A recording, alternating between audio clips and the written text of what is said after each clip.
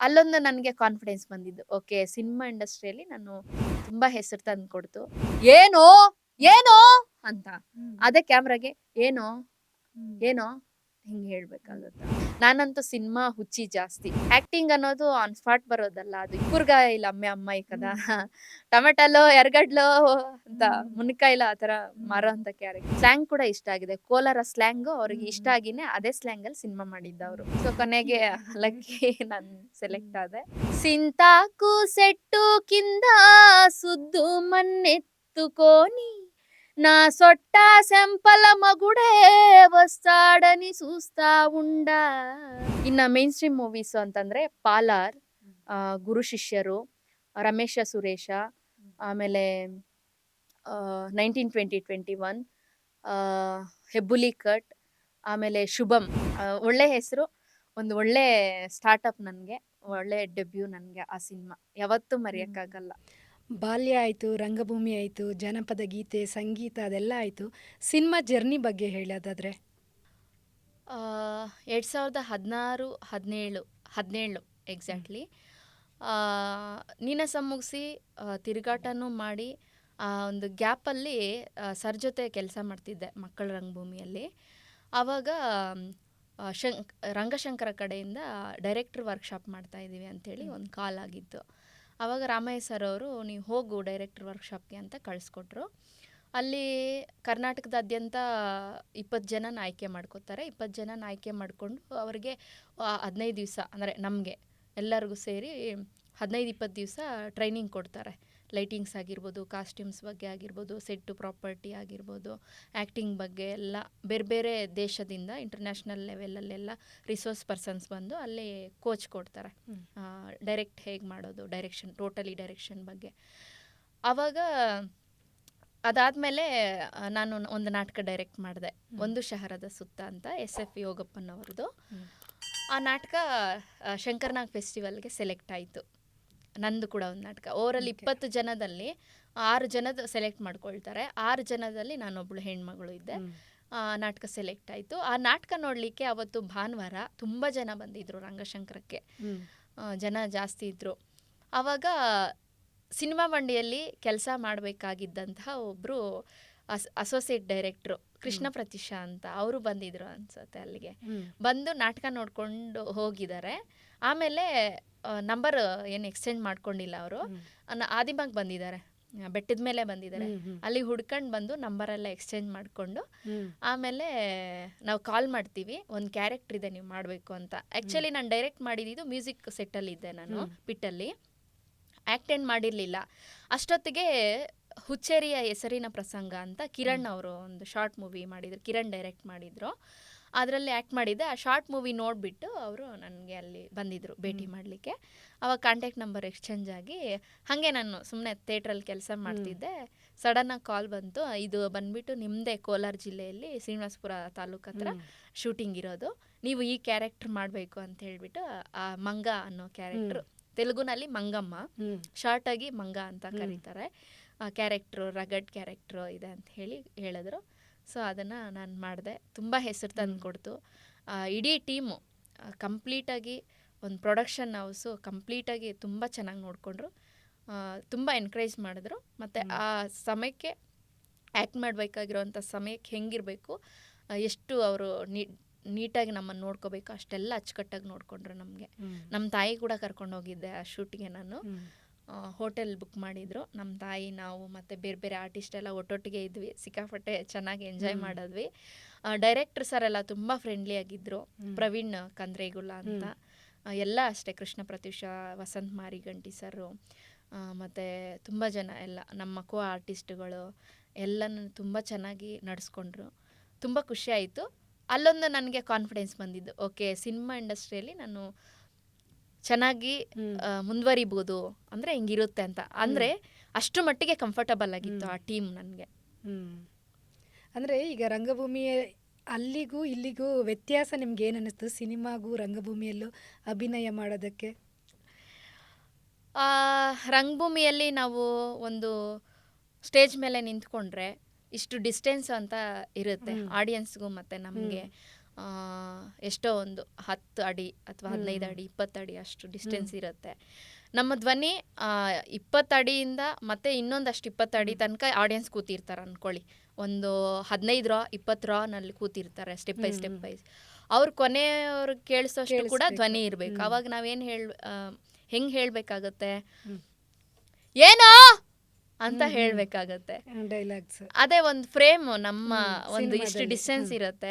ಇಲ್ಲಿ ಆಡಿಯನ್ಸ್ನ ಇಲ್ಲಿ ಇದು ಮಾಡ್ಕೊಳಕ್ಕಾಗಲ್ಲ, ನಾವು ಇಮ್ಯಾಜಿನ್ ಮಾಡ್ಕೊಳಕ್ಕಾಗಲ್ಲ. ಅವರು ಒಂದು ಔಟ್ಪುಟ್ ಬಂದಮೇಲೆ ಅವ್ರ ಮೊಬೈಲಲ್ಲೋ ಒಂದು ಸ್ಕ್ರೀನ್ ಮೇಲೆ ನೋಡ್ತಾರೆ, ಎಷ್ಟು ಡಿಸ್ಟೆನ್ಸಲ್ಲಾದರೂ ನೋಡ್ಬೋದು. ಅದಕ್ಕೊಂದು ಸೌಂಡು ವಾಲ್ಯೂಮ್ ಇದು ಸೆನ್ಸು ಮತ್ತು ಎಕ್ಸ್ಪ್ರೆಷನ್ ಸೆನ್ಸು ಇಟ್ಕೊಂಡು ಮಾಡಬೇಕಾಗತ್ತೆ. ಇಲ್ಲಿ ಕ್ಯಾಮ್ರಾಗೆ ಮಾಡ್ತಿದ್ದೀವಿ ಅಂದರೆ ಏನೋ ಅಂತ ಹೇಳಬೇಕಾಗುತ್ತೆ. 50 ಜನ ಕೇಳಿಸೋ ಏನೋ ಅಂತ ಹೇಳಬೇಕಾಗತ್ತೆ. ಹಾಗೆ ಅಂದರೆ ಎಕ್ಸ್ಪ್ರೆಷನ್ ಚೇಂಜ್ ಆಗುತ್ತಾ, ಅಂದರೆ ಅಲ್ಲಿಗೂ ಇಲ್ಲಿಗೂ ಅಂದರೆ? ಹೌದು, ಮಸಲ್ಸು ಅಥವಾ ಒಂದು ಬಾಡಿ ಲ್ಯಾಂಗ್ವೇಜು ತುಂಬ ಎಕ್ಸ್ಟರ್ನಲ್ ಆಗಿ ಮಾಡಬೇಕಾಗುತ್ತೆ. ಏನೋ ಏನೋ ಅಂತ, ಅದೇ ಕ್ಯಾಮ್ರಾಗೆ ಏನೋ ಏನೋ ಹಿಂಗೆ ಹೇಳಬೇಕಾಗತ್ತೆ. ಆ ಥರ. ಈಗ ರಿಯಲ್ ಲೈಫಲ್ಲಿ ನೋಡೋಕ್ಕೆ ಸ್ವಲ್ಪ ಸಾಫ್ಟಾಗಿ ಅನ್ನಿಸ್ತೀರಾ, ಅದರಲ್ಲಿ ರಗಡ್ ಪಾತ್ರ ಅಂತ ಹೇಳಿದ್ರಿ. ಅದು ಒರಿಜಿನಲ್ ಯಾವುದು, ರಗಡ್ ಸಾಫ್ಟ? ಆ್ಯಕ್ಚುಲಿ ನಂದು ಸ್ವಲ್ಪ ಒರಟು ಕ್ಯಾರೆಕ್ಟರ್ ನಂದು. ನಾನು ಹೇಳಿದ್ನಲ್ಲ, ಅಂದರೆ ನಮ್ಮ ತಾಯಿಯವರು ತಿದ್ದೋದಕ್ಕೆ ಹಂಗೆ ಹೊಡಿತಿದ್ದು, ಹೋಗ್ತೀಯಾ ಬೇರೆಯವ್ರ ಮನೆಗೆ ಅಂತ.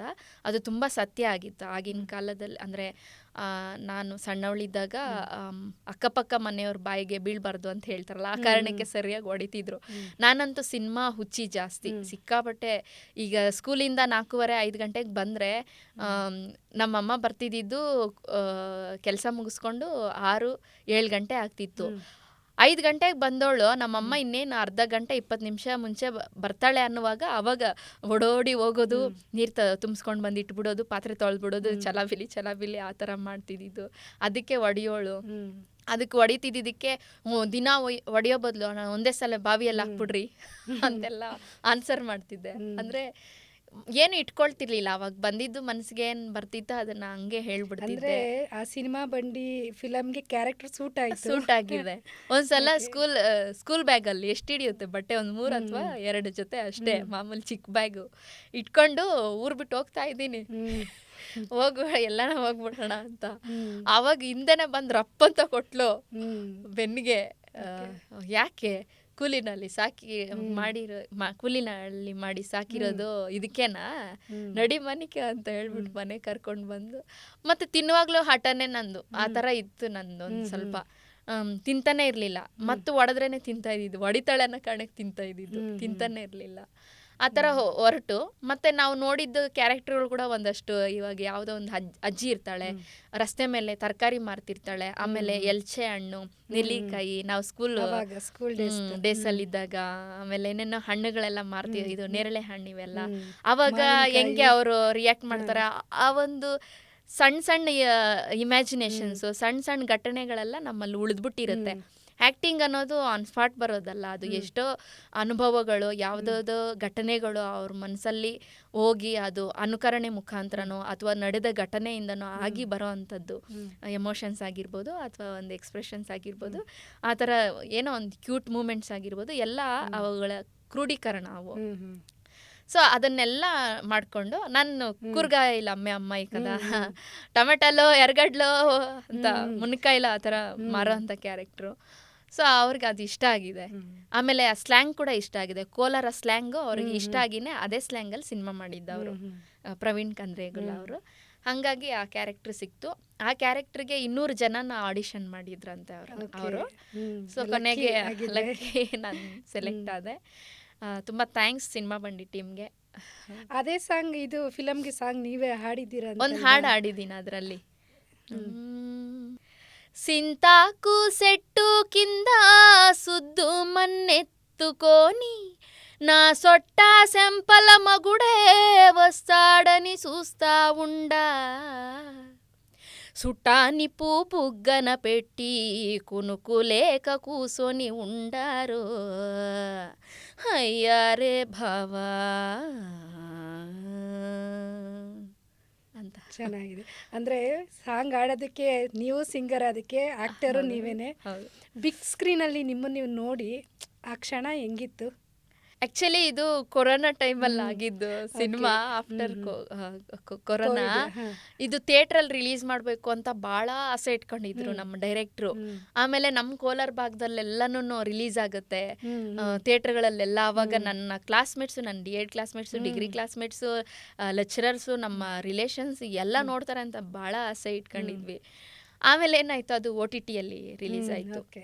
ಅದಕ್ಕೆ ಸ್ವಲ್ಪ ನಮ್ಮ ಕಡೆ ರೀಚ್ ಆಗೋದು ಕಮ್ಮಿ ಆಯಿತು, ಅಂದರೆ ನನ್ನ ಕೋಲಾರ ಭಾಗದಕ್ಕೆ.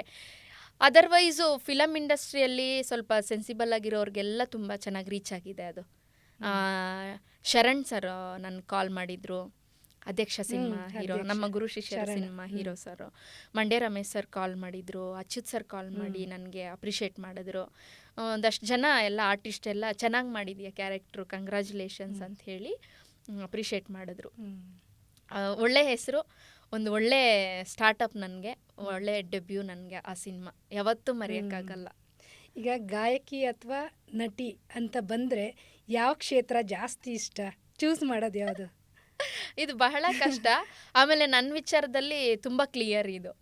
ನಾನು ಅಭಿನಯ ಮತ್ತು ಹಾಡು ಎರಡು ಒಟ್ಟಿಗೆ ಮಾಡಿದವಳಲ್ವಾ. ಓಕೆ. ಜನಪದ ಭೂಮಿ ಮುಖಾಂತರ ಹಾಡು, ಲಾಲಿ ಹಾಡು ಮತ್ತು ಬೇರೆ ಜನಪದ ಗೀತೆಗಳು ಹಾಡ್ತಿದ್ದೆ.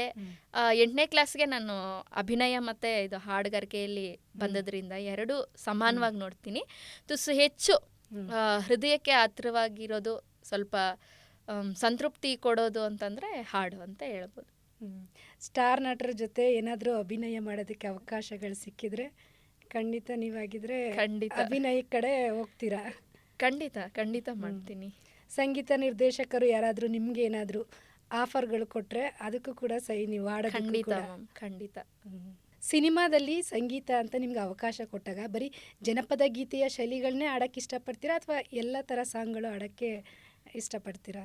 ಒಬ್ಬ ಗಾಯಕಿಯಾಗಿ ಎಲ್ಲ ಥರದ ಹಾಡುಗಳನ್ನ ಹಾಡಬೇಕು ಅಂತ ಇರುತ್ತೆ ಮ್ಯಾಮ್. ಬಹುಪಾಲು ನಾವು ಯಾವುದನ್ನು ಹೆಚ್ಚಿಗೆ ಹಾಡ್ತಿರ್ತೀವಿ, ಯಾವುದನ್ನು ಅಭ್ಯಾಸ ಮಾಡ್ತಿರ್ತೀವಿ, ಅದೇ ಹೆಚ್ಚು ಪ್ರತಿಫಲ ಕೊಡೋವಂಥದ್ದು. ಅದನ್ನು ಹೊರತುಪಡಿಸಿನೂ ನಾನು ಸಿನಿಮಾಗಳಿಗೆ ಹಾಡಿದ್ದೀನಿ. ಇದು ರಾಜಯೋಗ ಸಿನಿಮಾ, ಧರ್ಮಣ್ಣ ಅವರು ಆ್ಯಕ್ಟ್ ಮಾಡಿರೋಂಥ ಸಿನಿಮಾದಲ್ಲಿ ರವೀಂದ್ರ ಸೊರಗಾವಿ ಸರ್ ಮತ್ತು ನಾನು ಕಾಂಬಿನೇಷನಲ್ಲಿ ಹಾಡಿದ್ದೀನಿ. ಮತ್ತು ನಂದೇ ಪಾಲರ್ ಸಿನಿಮಾದಲ್ಲಿ ಒಂದು ರೆವಲ್ಯೂಷನರಿ ಸಾಂಗ್ ಹಾಡಿದ್ದೀನಿ. ಒಂದೊಂದೇ ಕಿಡಿ ಸೇರುತ್ತಾ ಆಗುತ್ತೆ ಕಾಡ್ಗಿಚ್ಚು, ಒಂದಾಗಿ ಮುನ್ನುಗ್ಗೋಣ ಗೆಲ್ಲೋದೆ ನಮಕೆಚ್ಚು ಅಂತ ಆ ಥರ. ಮತ್ತು ಇದು ಸಿನಿಮಾ ಬಂಡಿಯಲ್ಲಿ ಇದು ಹಾಡಿದ್ದೀನಿ. ಮತ್ತು 1920-21 5 ಜನ ಗಾಯಕಿಯರ ಹಾಡಿದ್ದೀವಿ ಒಟ್ಟಿಗೆ ಸೇರಿ. ಒಂದು 4-5 ಸಿನಿಮಾದಲ್ಲಿ ಹಾಡಿದ್ದೀನಿ. ಖಂಡಿತವಾಗ್ಲೂ ಎಲ್ಲ ಥರದ ಹಾಡುಗಳನ್ನು ಕಲಿಬೇಕು ಅನ್ನೋ ಆಸೆ ನನಗೂ ಇದೆ, ಹಾಡಬೇಕು ಅನ್ನೋ ಆಸೆನೂ ಇದೆ. ಇವಾಗ ರಂಗಭೂಮಿಗೆ ಹೆಚ್ಚು ಅವಕಾಶಗಳು ಬರ್ತಿದೆಯಾ, ಸಿನಿಮಾಗೆ ಬರ್ತಿದೆಯಾ, ಹಾಡಾಡೋದಕ್ಕೆ ಬರ್ತಿದೆಯಾ? ಯಾವ ಕ್ಷೇತ್ರಕ್ಕೆ ಜಾಸ್ತಿ ಇವಾಗ ಆಫರ್ ಬರ್ತಾ ಇದೆ? ಆ್ಯಕ್ಚುಲಿ ಸಿನಿಮಾದಲ್ಲಿ ನಟನೆ ಮಾಡೋದಕ್ಕೆ ಹೆಚ್ಚು ಆಫರ್ಸ್ ಬರ್ತಾ ಇದೆ. ಯಾಕೆ ಅಂತಂದರೆ ಇಲ್ಲಿ ತನಕ ನಾನು ಸುಮಾರು ಒಂದು 10-11 ಸಿನಿಮಾ ಮಾಡಿದ್ದೀನಿ. ನನ್ನ ಮೊದಲ ಕಿರುಚಿತ್ರ ಹುಚ್ಚೇರಿಯ ಹೆಸರಿನ ಪ್ರಸಂಗ, ಕಿರಣ್ ಅವರು ಡೈರೆಕ್ಟ್ ಮಾಡಿದ್ದು. ತದನಂತರ ನನ್ನ ಫಸ್ಟ್ ಡೆಬ್ಯೂ ತೆಲುಗುನಲ್ಲಿ ಸಿನಿಮಾ ಬಂಡಿ. ಅದಾದಮೇಲೆ ಮನ್ಸೂರೆ ಸರ್ ಅವರು ವಿಮರ್ಶ ಅಂತ ಹೇಳ್ಬಿಟ್ಟು ಇನ್ನೊಂದು ಕಿರುಚಿತ್ರದಲ್ಲಿ ಅಭಿನಯ ಮಾಡಿದ್ದೀನಿ. ಅವರು ಡೈರೆಕ್ಷನ್ನಲ್ಲಿ ಇರೋವಂಥದ್ದು, TS ನಾಗಭರಣ ಸರ್ ಅವ್ರ ಜೊತೆಯಲ್ಲಿ. ಆಮೇಲೆ ಇನ್ನೊಂದು ಕಿರುಚಿತ್ರ ಅಂದರೆ ಮೊನ್ನೆ ರಾಜಪ್ಪ ದಳವಾಯಿ ಸರ್ ಅವರು ಹರಿಶ್ಚಂದ್ರ ಅಂತ ಒಂದು ಡೈರೆಕ್ಟ್ ಮಾಡಿದ್ರು. ಇನ್ನು ಮೇನ್ ಸ್ಟ್ರೀಮ್ ಮೂವೀಸು ಅಂತಂದರೆ ಪಾಲಾರ್, ಗುರು ಶಿಷ್ಯರು, ರಮೇಶ ಸುರೇಶ, ಆಮೇಲೆ 1920-21, ಹೆಬ್ಬುಲಿ ಕಟ್, ಆಮೇಲೆ ಶುಭಂ, ತೆಲುಗು ಶುಭಂ ಇತ್ತೀಚೆಗೆ ರಿಲೀಸ್ ಆಯ್ತಲ್ಲ, ಅದರಲ್ಲಿ ಆ್ಯಕ್ಟ್ ಮಾಡಿರೋದ? ಹೌದು, ಮಾಡಿದ್ದೀನಿ. ಆಮೇಲೆ ಮಂತ್ ಆಫ್ ಮಧು ಅಂತ ಹೇಳ್ಬಿಟ್ಟು ಇನ್ನೊಂದು ಸಿನಿಮಾದಲ್ಲಿ ಆ್ಯಕ್ಟ್ ಮಾಡಿದ್ದೀನಿ. ತೆಲುಗು ಸಿನಿಮಾದಲ್ಲಿ ಇನ್ನೊಂದು ತೆಲುಗು ಸಿನಿಮಾದಲ್ಲಿ ಆ್ಯಕ್ಟ್ ಮಾಡಿದ್ದೀನಿ. ಅದಿನ್ನೂ ರಿಲೀಸ್ ಆಗಿಲ್ಲ, ರಿಲೀಸ್ ಆಗಬೇಕು. ಒಟ್ಟು 4 ತೆಲುಗು ಸಿನಿಮಾಗಳು. ಮೇನ್ ಸ್ಟ್ರೀಮಾಗಿ ಅಂದರೆ ನಾನೇ ಲೀಡಾಗಿ ಮಾಡಿರೋವಂಥ ಸಿನಿಮಾಗಳು ಪಾಲಾರ್ ಮತ್ತು ಹೆಬ್ಬುಲಿ ಕಟ್. ಮತ್ತು ಬೇರೆ ಸಿನಿಮಾಗಳೆಲ್ಲ ಸೆಕೆಂಡ್ ಲೀಡ್ ಮಾಡಿದ್ದೀನಿ ಮ್ಯಾಮ್. ಇನ್ನೂ ಹೆಚ್ಚೆಚ್ಚು ಅವಕಾಶಗಳು ನಿಮಗೆ ಸಿಗಲಿ. ಧೂಮಂ, ಇವರು ಪವನ್ ಸರ್ ಅವರ ಡೈರೆಕ್ಷನಲ್ಲಿ ಧೂಮಮ್ಮಲ್ಲಿ ಮಾಡಿದ್ದೀನಿ.